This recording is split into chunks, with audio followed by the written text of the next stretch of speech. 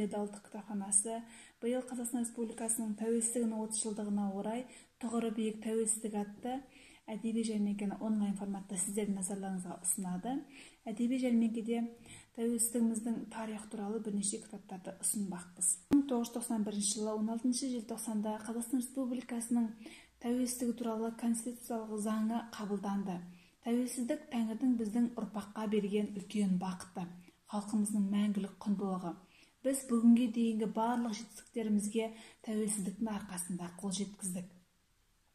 30 жылдан астам уақыт ішінде елдің әл-ауқатын көтеріп, төл мәдениетіміз бен мемлекеттік тілді жаңғырту ісінде қыруар жұмыстар жасадық.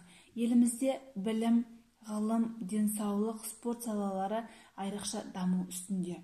Тәуелсіздік біздің ең басты игілігіміз, баға жетпес құндылығымыз. Жас мемлекет тарихындағы жаңа дәуір дәл осы тәуелсіздіктен бастау алды. Тәуелсіздігіміздің тарих туралы кітаптың бірі Нұрсұлтан Әбішұлы Назарбаевтың «Көші-қон және қазақ әлемі» деген кітап.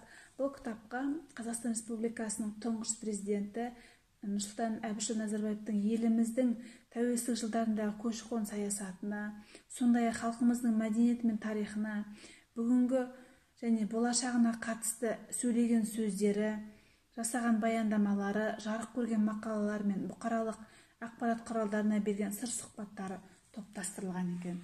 Бұл кітап көпшілік оқырман қауымға арналады. Қазақстан Республикасының президентінің сыйлығының лауреаты, мәдениет, мемлекет қайраткері, мемлекеттік дарын жастар сыйлығының иегері, философия ғылымының кандидаты Болатбек Төлепбергеннің бұл еңбегінде қазақтың ұлттық идеясын қалыптасуы мен дамуы ел тәуелсіздігінің тұғыры әрі алғышарттарының бір ретінде қарастырылады.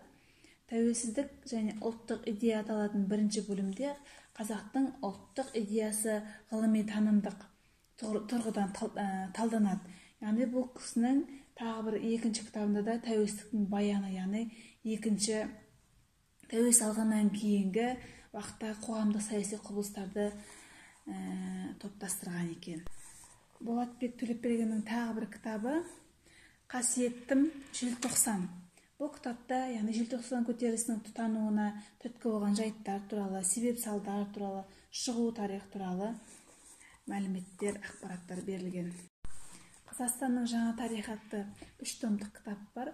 Бұл кітаптың бірінші томында кеңес жүйесінің дағдарысы ыдырауы туралы, бұл кеңес одағының құлауы, мемлекеттік негіздердің қалыптасуы, жаңғыруы, социализм жүйесінің күйреуі туралы қамтылған.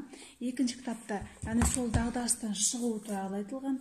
Үшінші кітапта қазіргі тәуелсіз Қазақстанның, тұрақты Қазақстанның тарихы туралы деректер қамтылған.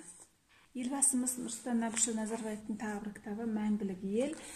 Ғасырға бергісіз жылдар» атты кітап.